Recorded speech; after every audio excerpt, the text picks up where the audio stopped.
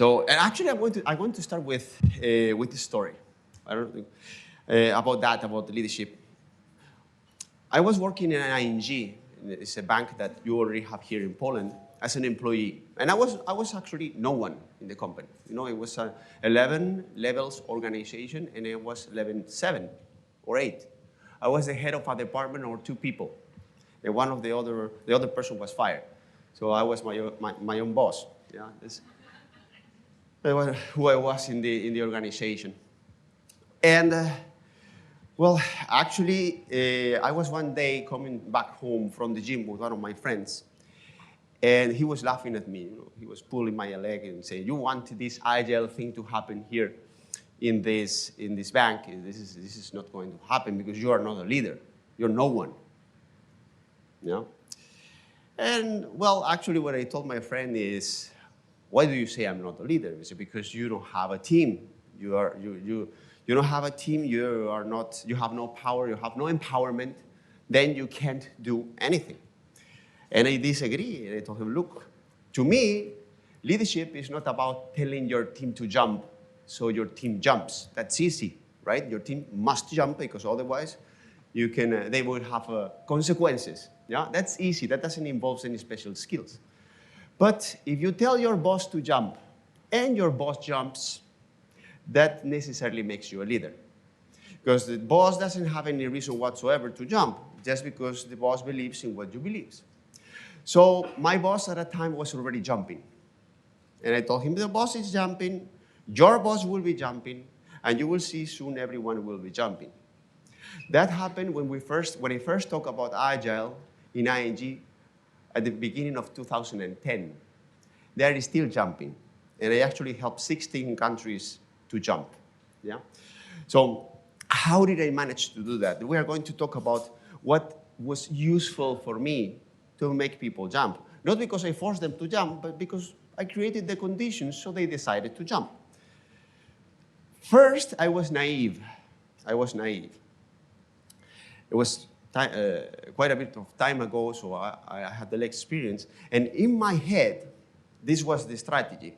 I will go and talk to the big boss, to the CEO, the big kahuna. And she will go up to the tower of the bank and give the big blessing like this, and I'm doing here. "From now on, you're all going to be Agile." And people will see the light. Ah. And in that moment, a white light will shine on me, like this. Ah. And everybody will look at me and say, "Angel, show us the way."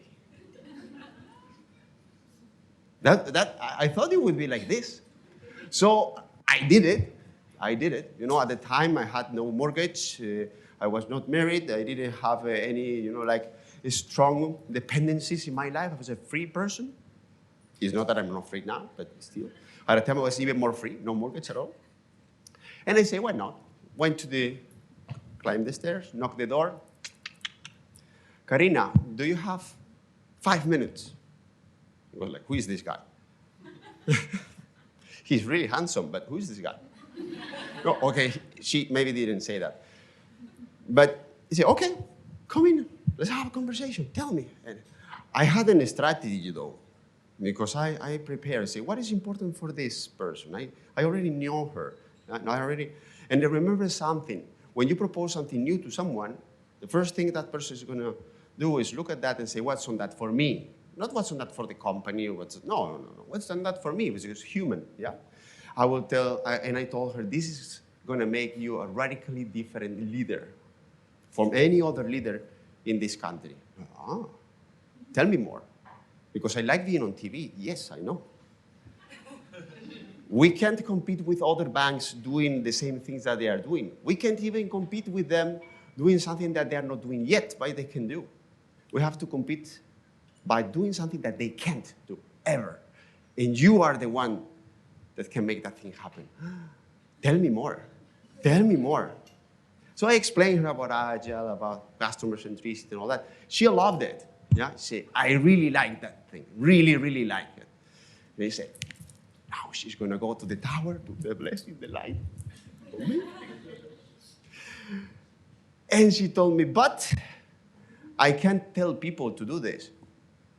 Why not? I mean, you are the big kahuna. You have the power.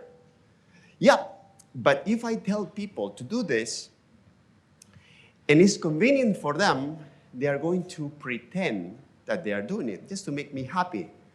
Just to show that they are doing this so that they will get their bonus, their recognitions, their promotions, and stuff. And we're not going to get the results we expect. And on the other case, in the other side, if I tell people to do this and it's not convenient for them, they're going to sabotage. They're going to say it doesn't work here. They're going to put a lot of excuses. And we're going to have the same effect. Yeah? So that's why I can't tell people to do this. So now what? Okay, what should I do? And she told me, well, actually, you have to do the same thing as you did with me. So talk to me, propose something that is interesting to me, and then I will be open to try. So get other people to be open to try and make it happen. And say, yes, but it's 1,500 people in this company. And she told me, yes, you have a lot of work. Go, it's late. Well, actually, she was totally right. And now, 10 years after, I can see how many organizations pretend that we already know Agile, we're already doing it. Yeah? We just went to the documents and used replace, and wherever it was project manager, we put product owner. Wherever it was team leader, we put the Scrum monster. Yeah? Oh, sorry, master. And we are Agile. Oh, sorry, very important. Requirements are now called user stories. And we are Agile. So why that happened? Well, because nobody actually understood the purpose of this as much as they understood the benefit of pretending doing this, right? So, well, the thing is I made the big kahuna jump, and progressively, I get others to be able to do the same. Thankfully, I was not doing that on my own with 1,500 people. I got to build the competencies in others so they can do exactly the same. And this is one thing that I learned. An organization is a network of conversations. There are thousands and thousands of conversations that happen in organizations. So this means that in order to be an impactful leader, you need to master the power of conversations. We all think we know how to handle conversation. The question is if we do it in an informed way, if we know what we're doing. I will give you a story for this. My father, may he rest in peace, he was a boxer when he was young. And when I was a kid, he was, of course, trying to help me surviving in school. And my father used to tell me, everyone thinks that they know how to fight. Everyone. You stop someone in the street and they think that they know how to throw a punch. And the reality is the majority of the times, they don't. No? They think they do, but they don't have a specific strategy to do that. They don't have a specific technique. They don't know how to take the maximum of their skills and their abilities. And actually, one day I had the opportunity to see it in place, to see that dynamic happening. I was playing with another kids in the park, and I was pushing another kid. The kid threw sand on me. Something happened, and the father of one of the other kids, he came to me and he pushed me away, and my father was happened to be there, and my father was very Spanish. Well, my father at that time, I had 120 kilos of father. He was not in shape anymore. I mean, don't think I had 100, no. He had bigger boobs than my mom. So he was smoking, struggling to stand up. And the guy came running towards him. Like he was much younger. He was running towards him. And he was actually a very fit guy, very strong. He was a firefighter. Yeah. And I was like, he's going to kill my dad. No. And my dad was smoking. And the guy, was coming. So the guy threw a punch to my father, and my father throw the cigarette, boom, one shot. And the guy, to the floor. Yeah? It was like, and my father said, okay, let's go home. And I asked him, what happened there? And he told me that the guy was so stupid. So it was for 50 meters telling me, I'm going to throw you a punch with the right hand to the face. He said, I even wanted to take the newspaper and finish reading. And so for me, it was a slow motion. And in the rare case that he hits me after 15 meters running, most probably he's tired, right? If he hits me, I'm not even going to feel it because I receive punches from professional fighters. They're different. Believe me, my son, they're different. Yeah? So the thing is, my father didn't have much skills at the time, didn't have much agility. My father didn't have much strength anymore, some, yeah, of course, not much speed. But he was able to take the maximum out of the resources he had. Yeah? And this is the good news. If we have a strategy, if we know what we're doing, when we handle conversations, we will be much more impactful as leaders because we know what we're doing. Yeah? We can work in our skills, and there are some people that have more skills, even natural. There are some people that are more empathic. There are people that are more charismatic. There are people that are more motivated, for example. But we can have a strategy. And this is the leadership dance floor. The leadership dance floor is not the solution to all the problems in your life. Yeah? The leadership dance floor is a strategy. And the good news is that you don't need to dance if you don't like. Yeah? It's just a metaphor. Yeah? So for that, we are going to first define what is leadership. Yeah? And after the conversation I had with my friend in the car, leadership is basically about making your boss jumping, which is ability to influence a group, ability to influence others, so that those others will pursue what purpose that is important for you. Yeah? And the good news is that nobody needs to appoint you to be a leader. Yeah? You can just decide to take responsibility and have instruments step up and make that happen. Yes, but it's my boss' fault.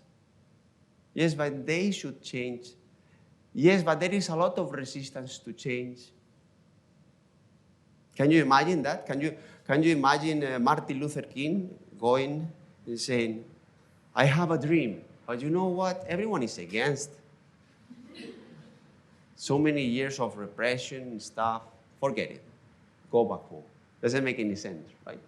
But who appointed that Martin Luther King as a leader so that he would have the empowerment? Yeah? Nobody. But he has the ability and most probably the strategy to generate influence. Yeah?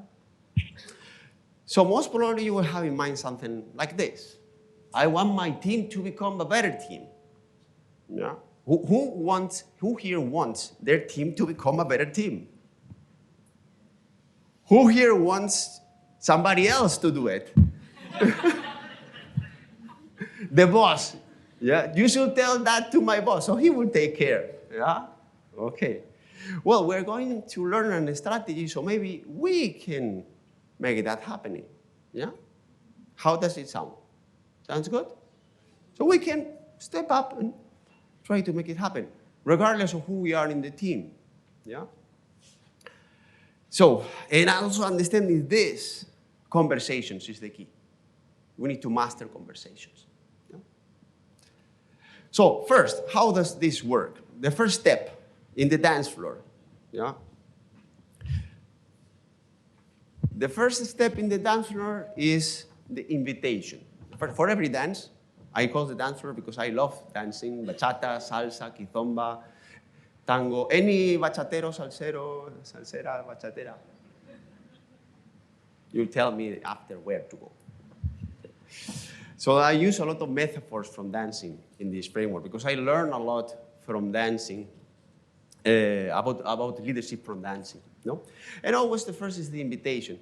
And the thing is, we often think that the relationships are clear. So you have a team and it's clear what you expect from your team, or you have a boss and it's clear what the boss expects from you. The question is, did you maintain a specific conversation to clarify that? Do we understand everything that is part of that conversation? Imagine, for example, that your boss wants you to be proactive. I want you to be proactive. Yeah? Have you ever heard that? I want you to be proactive. But what proactive means? Proactive means that you would do as I would do if I were you in your position.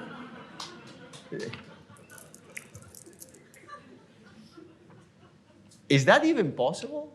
I want you to be a better team. We want to develop better software. Well, we need to clarify what better is. We need to make it clear so it becomes a reference for us. Yeah. The good thing about the interesting thing about dancing is that yesterday I was dancing here in Warsaw, and 2 weeks ago I was dancing in Mexico. Yeah? And you don't really need to agree anything. You just invite, you listen to music, and there is already a vocabulary that will be part of that relationship. You already understand what type of music you're dancing, what are the language, the conditions, the agreements. Yeah? So it's already part of the relationship, but sometimes we need to make that very explicit. And this is the relationship frame. So we're going to practice that. Are you comfortable? Yes? All of you comfortable? So please stand up, because it's been too long to comfortable. Please stand up. Yes? Okay. And turn around to someone that you don't know and say hello. And shake the hand. Hello. Very good. This is going to be your partner for this exercise. Very good. Okay.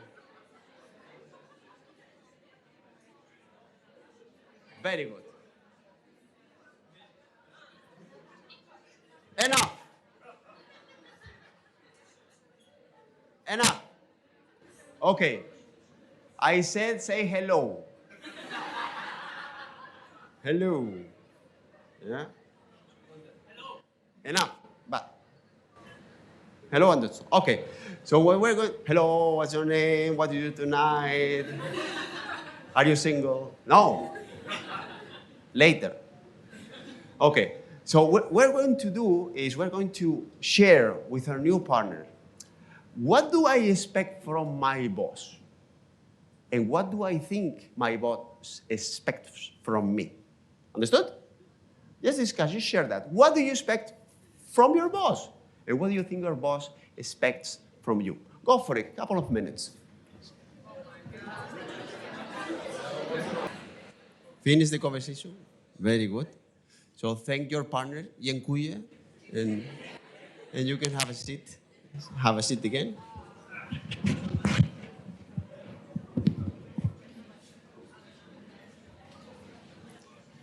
Yes,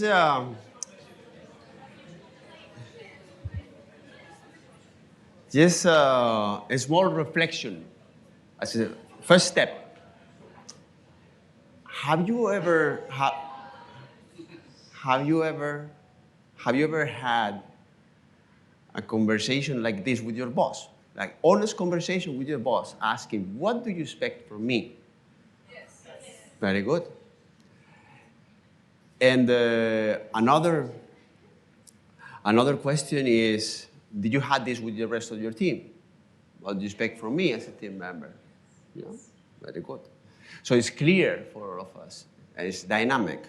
Yeah. If you did, perfect. Understand that this is critical. If this doesn't work, everything else that we do is going to be a lot of waste. Yeah, should be clear.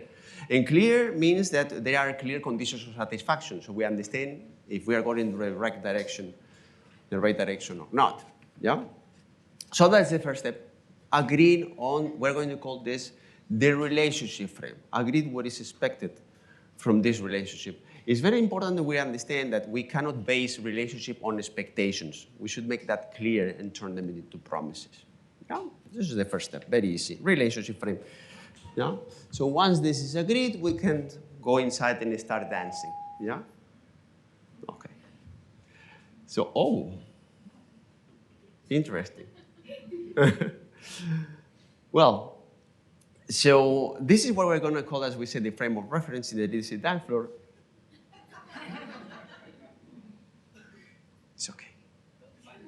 No problem. We're going to fix it later. I have to submit another ticket in Jira to that guy. So the second step is build a shared interpretation of a dissatisfaction gap. What is a dissatisfaction gap? A dissatisfaction gap is the difference between what's happening now that hurts, the problem we have, and the destination. Yeah? How is it going to be once this problem is solved? If there is no clear dissatisfaction gap, there is no leadership. And the leader should have a very clear understanding of how is this future. Yeah? This is critical. It's the same like in dancing. The people that know dancing, they know that if the person leading doesn't have a very clear idea about what is going to happen after, is the person that is being led even less. Yeah? So you should have a very clear idea what is the destination. We want to be agile. How do we know we're being agile? How are we going to measure? Yeah? Well, in general, we don't want to be agile. Yeah? Would you invest your money in a company because they are agile? I'm not sure. Somebody else's money, maybe. But my money, maybe I would invest in a company that has a potential of growth. Yeah? And if agile or whatever instrument help them having a potential of growth, then it makes sense. You're agile worth nothing if your customer doesn't feel the difference and if it doesn't make your company more valuable. Sorry. Yeah? This is as simple as that. So we need a clear interpretation of what problem do we need to take care of and what is the destination, where do we want to go, and what makes that important. But this is actually much trickier than it sounds. Why? Because we all have different interpretations of the context. Yeah?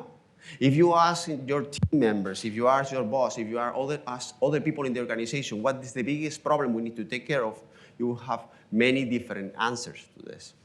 You will have different interpretations. So unless you don't agree on what is the biggest problem to take care of, most people won't care about this change and won't make it happen. Understood?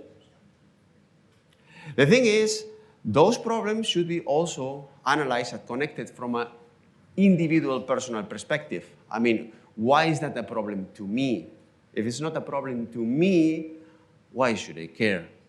Yeah? So we should, as leaders, we should be able to make those problems visible and get the people connecting to what is this problem causing in their reality. What is the cost that they are paying? Yeah, we deliver every 8 months. What is that? Why is that a problem?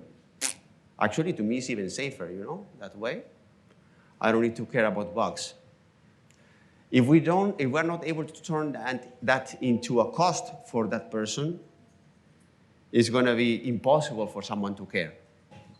We said the gap is this, different between context and purpose, different between what's happening now, where does it hurt, and where do we want to go. This should be clear. Yeah? This gap should be clear. The problem, 2 problems. Different people, different interpretation of the context. What is a problem for me is not a problem for you. And same happened with purposes. Why I'm saying purposes? Because it's not only about the purpose that we declare, even the purpose that I declare my department has that is different from the purpose your department has. It's also about the hidden purposes.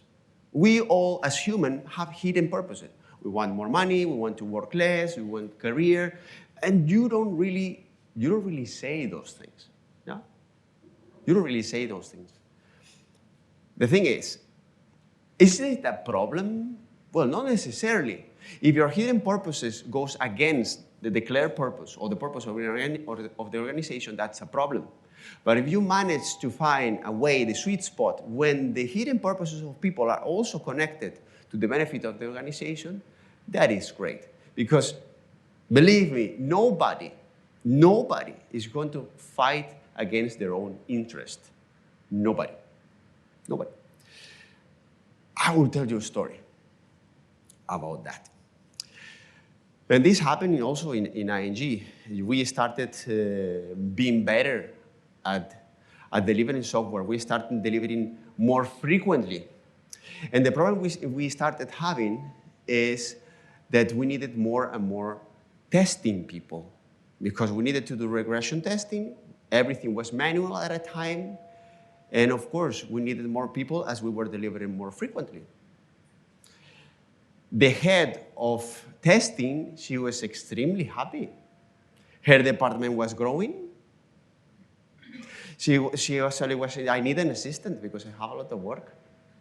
We need to grow more. I really love Agile. Agile is so great. And she was, with the iPad, from one meeting to another, I'm so busy. And one day I told her, look, we need to sit. Okay, sit together. And I told her, look, this situation is something that we can't sustain. We're going to deliver every time faster and faster, so we need to start automating tests. She told me, no, but it's so difficult and it's so expensive to find people that do that. Yes, but the cost of not doing this is extremely high. Her answer was, there are so many things to fix in this bank and you need to start with me? Why do you need to start with me? Because if I start with something else, we become even better, you're going to become a bigger problem. Well, bottom line, I made a mistake. Why I made a mistake? Because I didn't consider her hidden purposes.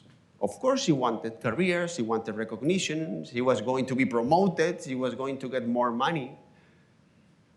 Do I really think that she's going to tell me, you know what, I'm useless. I need to automate everyone, even myself. Is that going to happen ever? No. I was trying to be right. I was right, but not useful. What should I have done? Understand that she had a hidden purpose, and she's human, and she wanted recognition, and find a way so that automation will help her achieving that. I should have told her, look, I will help you learning how to automate. I will help you finding these people, and you will be the first ING that is actually working with automated tests in a compliant and compelling way. So you can also show other countries and grow your career in another way that is actually compatible with what we want. But I wanted to be right. Yeah. Of course, it didn't work. So this is why it's so important for us to consider that people have hidden purposes, and those are okay. Those are okay. You want to know something? Why did I start pushing so strong for the change in ING? Well, at a time, I was in a relationship, and my partner at the time, she was living in Italy, and I was living in Spain. So I had this in mind. Okay, I've been hired by this bank. In 1 year, I'm going to change the whole bank. I'm going to make that agile, and then I will go back to Italy. A little bit naive, yeah? But actually, that helped me a lot because actually I wanted things to happen. I was reckless, yeah? I was actually saying, the day in which I'm not putting my job in danger, I'm not doing my job properly. I was endangering my job every day, pushing forward so strong to make that happen. Why? Because I wanted it fast. I wanted it to happen. I wanted to go to Italy. And actually, if they fire me, it's not a problem. I will go to Italy. Yeah? What is the problem? But you know what happened? You know what they say in Spain? Also,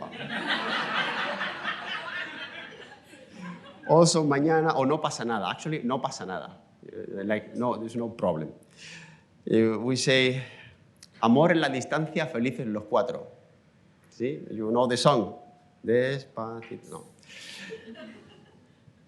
So we say, love in the distance, happy the four of us. Yeah? Well, this is what happened. Love in the distance, happy the four of us. I was very sad, devastated. But I need to find a way to go to Italy. take the phone. ING Italy, are you interested in Agile? Yeah. Oh, yes, very interesting. But you know what? If you want to do this, you have to go through the Netherlands. Okay. ING Netherlands. ING Italy is interested in Agile. What can I do? Oh, but this should be done through head office. Netherlands head office. ING Italy wants Agile. What can I do? Oh, very interesting. You have to do this by creating an international expert group with different countries, at least 5 of them. And then we can create a movement and make things happen. Okay, what is this Agile expert group? You want to create one? Okay, I will create this freaking. So I created the group. I talked to, of course, get the people from Italy, from France, from Poland joining. Created the group and say, okay, now we can have a meeting to get all of us together. Let's have it in Italy. No, it should be the first one in the Netherlands. Well, anyway, bottom line, why did I want it to push so hard in ING Spain for a change? For personal reasons. Why did I want it to involve so many countries in this? To go to Italy. Because we first are human, and after, we are employees.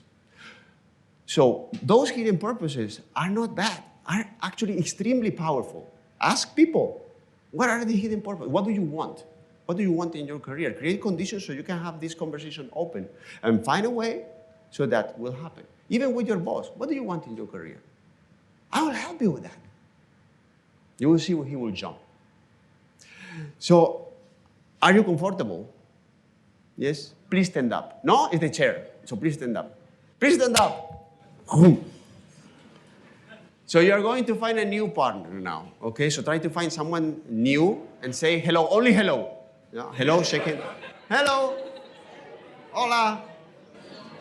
Very good. So this is what we're going to do. We're going to discuss about those two. If I ask my boss, what is the biggest problem we have, what would she or he say? Not me. What would he or she say? And the other one, what do I think is the hidden purpose of my boss? Sounds good? Yeah? Go for it. Enough for now. Please have a seat.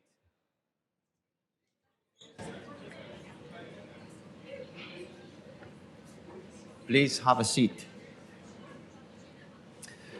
So, things to explore, maybe during the breaks or eating some food or later in the networking or in the post party. You can continue these conversations. I'm also including the other part of the equation, which is maybe not so easy to share. What are your hidden purposes?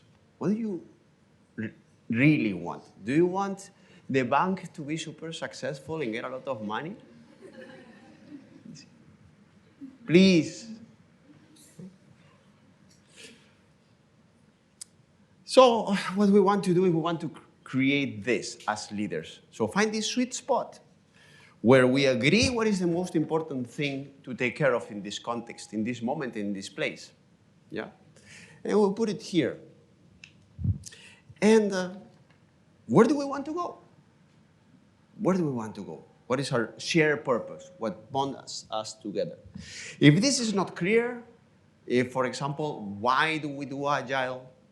Or what do we want to get from Agile? If this is not clear, everything else is waste.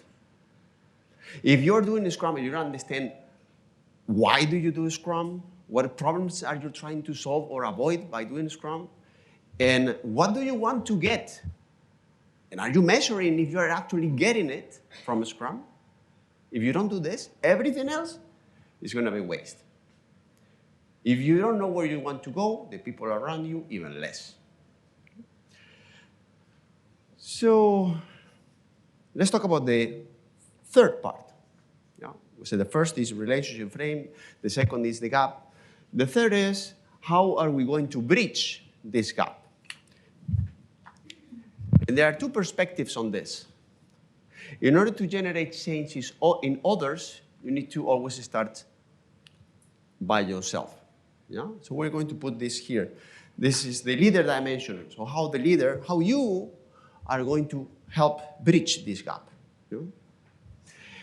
The thing is, we often think that the gaps are bridged just by doing new things. But this is far from true. The bridge is the mindset, approaching the same situation with a different interpretation. If you interpret the situation in the same way, if you approach the situation in the same way, but with new instruments, most probably you're going to get the same results. For example, if you're a project manager and you believe that your responsibility is to ensure that we deliver on time, on budget, whatever they may ask me to deliver, regardless if it's useful or not for the business, you understand, that's your mindset. My work is to complete so my boss is happy. Even if you have a product backlog, even if you use agile practices, you're not going to get the expected result. Because we expect instead that someone that manages product development or that takes the responsibility of a product for a team of owners, for the sake of ownership, so product owner, has an entrepreneurial mindset. And the responsibility is completely different, which is ensuring the return of the investment of the product we are building. It's an entrepreneur mindset, is there to get benefit out of a product as opposed to complete the product regardless of if it brings benefit or not. So if we don't change the mindset of that person, if that person doesn't approach the work in a different way, the results are going to be exactly the same as before, but with more fancy, nice names though. Yeah? You are not going to be a manager anymore, you're going to be a leader or agile leader, which is much better. Yeah, well, doesn't make any sense. We need a different mindset first. New mindset, new way of approaching work will involve new options, new ways of doing. And from those, we will choose. Scrum or Kanban or even this, they're just options. Yeah? But those options will work only if you approach those options from the appropriate mindset. Yeah? So I'd like you to have a very short conversation about that. Yeah? Comfortable? No? It's the chair, I'm sure. Please stand up and find a new friend. Say hello, only hello, hola. Hello, that's a new friend. Hola, enough. Okay, very good. So I'd like you to share with your partner, how do you think you should change your mindset to help better your organization? How you should change your mindset to help better your organization. Okay? That's a difficult one, huh? Go for it.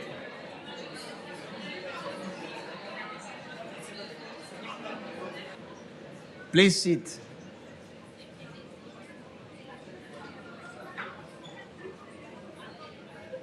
I know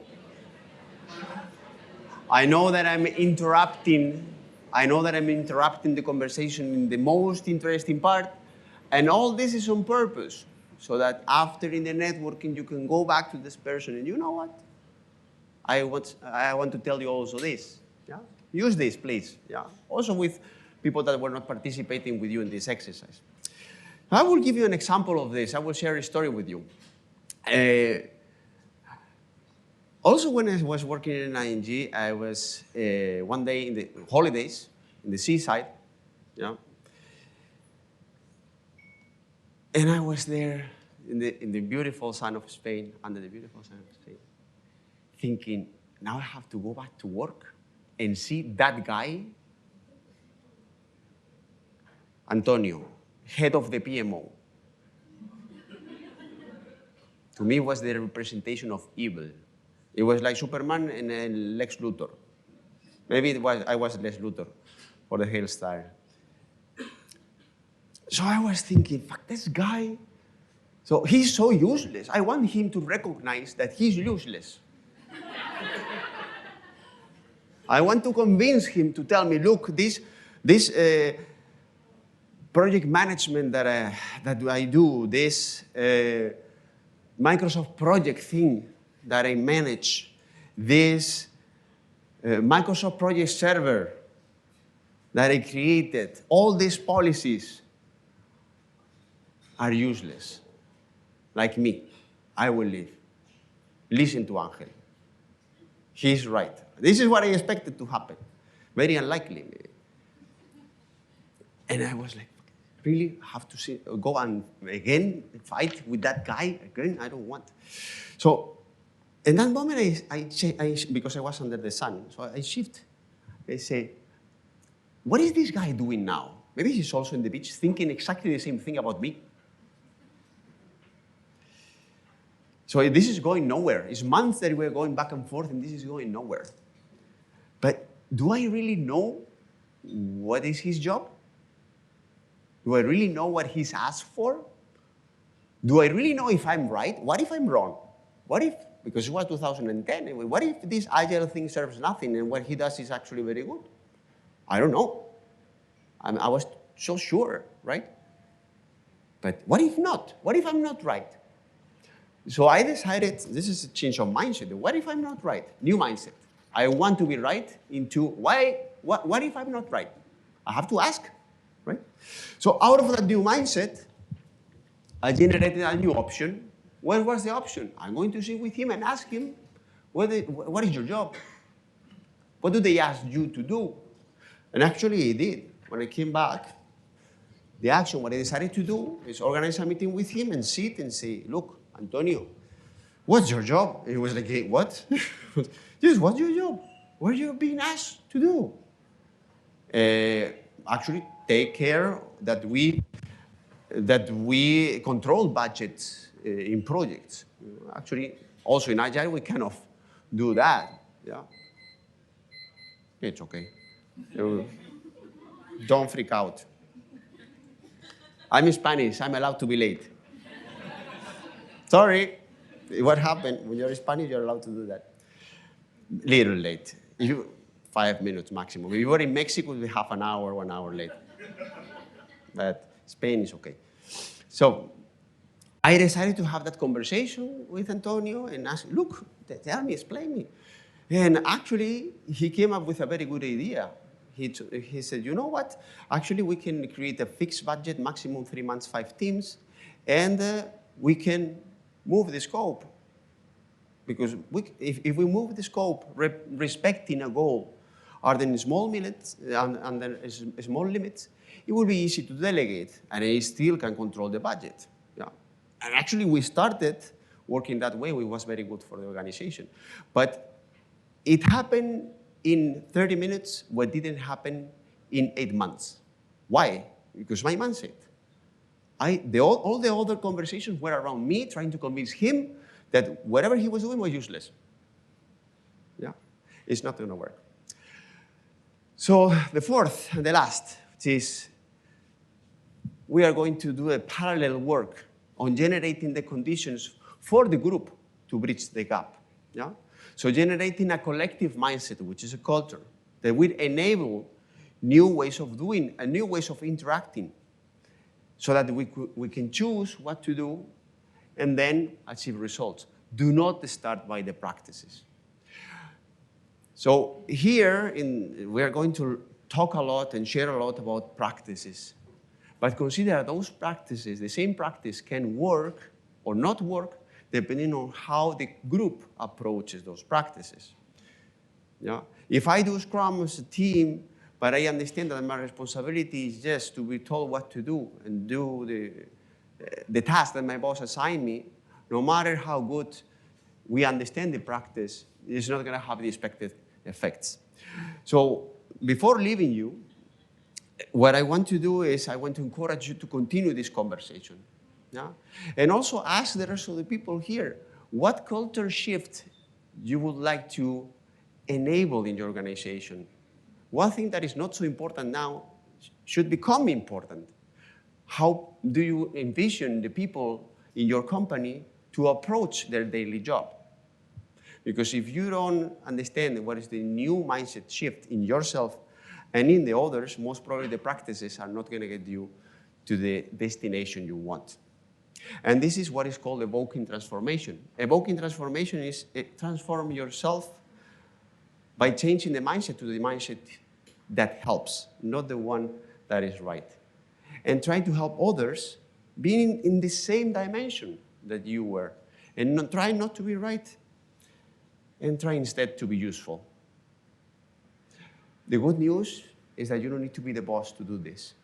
You just need to make your boss jump. That's all.